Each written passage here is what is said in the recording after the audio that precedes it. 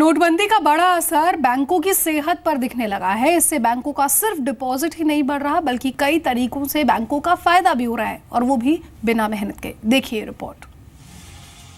अभी तक बैंकों में सालों से बंद पड़े लॉकर्स बड़ी समस्या बनती जा रही थी। कई लॉकर्स की तो सालों से फीस भी नहीं भरी गई थी, और इन लॉकर्स के मालिक बैंक का फोन भी नहीं उठा रहे थे। कुछ सरकारी बैंकों के एक एक ब्रांच में लॉकर्स की बकाया फीस 21 लाख रुपए तक पहुंच गई थी। बैंक कर्मचारी चिट्ठियां लिखे तो पता चले ग्राहक ने घर का पता गलत दिया है या फिर घर बदल लिया है।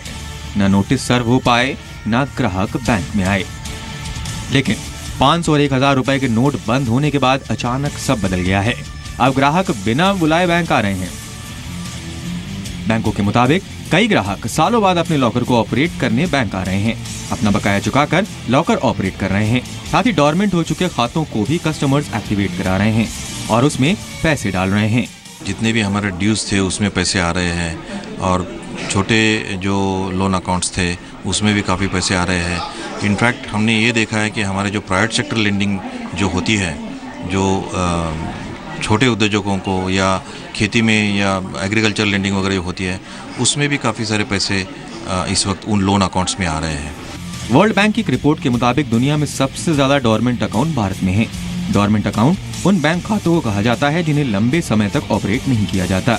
2015 के आंकड़ों के अनुसार देश के कुल बैंक अकाउंट में से 37% खाते डोरमेंट हैं। 2014 में यह आंकड़ा 77% था। लेकिन एलपीजी सब्सिडी के लिए डीबीटी स्कीम शुरू होने के बाद इसमें कमी आई है, और नोटबंदी के बाद इसमें और तेजी आ गई है।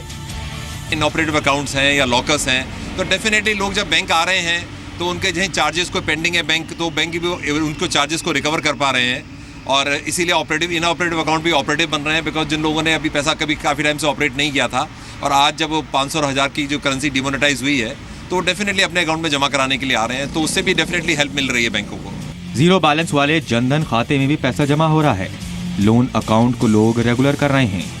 मौजूदा हालात से बैंकों को अपनी ऑपरेशनल कॉस्ट घटाने में मदद मिल रही है।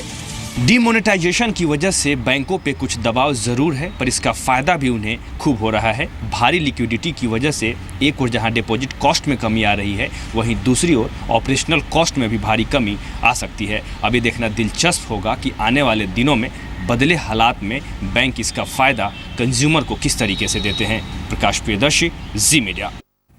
पेटीएम के फाउंडर और सीईओ विजय शेखर शर्मा का कहना है कि बिना मोबाइल के भी पेटीएम से पेमेंट हो सकता है। दुकानदार के पास कार्ड स्वाइप करके पेमेंट किया जा सकेगा। दुकानदारों के पास होगी पीओएस मशीन, जिससे पेमेंट किया जा सकेगा। देखिए, अभी जब पेटीएम को यूज़ करना होता है तो आपके पास पेटीएम अकाउंट होना चाहिए और दुकानदार के पास पेटीएम अकाउंट होना चाहिए। हो सकता है कि आपके पास नहीं है, आपके पास स्मार्टफोन नहीं है, आपके पास सिर्फ एक कार्ड है, आपके पास एक डेबिट कार्ड है।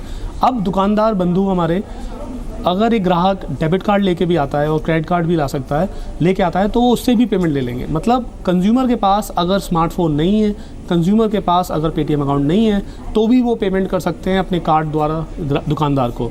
दुकानदार बंधु अगर हमारे देखें, दुकानदार व्यापारी लोग जिनको कि पेमेंट एक्सेप्ट करना होता है कार्ड से, तो उनको ज़रूरत होती है कि एक मर्चेंट अकाउंट खोलें, एक मशीन की एप्लीकेशन लगाएं, फिर मशीन आती है, उसकी कॉस्ट होती है, महीने की रेंटल जाती है, तो बहुत सारा मतलब झमेला कह सकते हैं कि मशीन के साथ जुड़ा हुआ है, जिसकी वजह से बहुत सारी कॉस्ट जुड़ी हुई हैं, जिसकी वजह से ये नंबर बहुत आगे नहीं गया।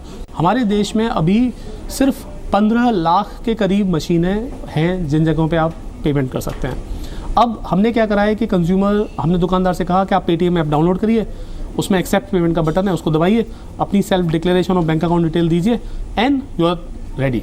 तो बस अब अगली बार जब कोई ग्राहक आएगा कार्ड लेके, तो दुकानदार बंधु अपनी ऐप को उनको दे देंगे, कंज्यूमर अपना डिटेल डाल देगा, उसको पासवर्ड आएगा कंज्यूमर को, वो भी डाल देगा और पेमेंट कंप्लीट। तो इस तरीके से मोबाइल ऐप पॉस से हम ये जो नंबर है जो अभी 15 लाख का है, हमारा मानना है हम इसे 1.5 करोड़ तक ले जाएंगे। 10 गुना ऑर्डर ऑफ मैग्नीट्यूड में हम इसको बड़ा कर सकते हैं।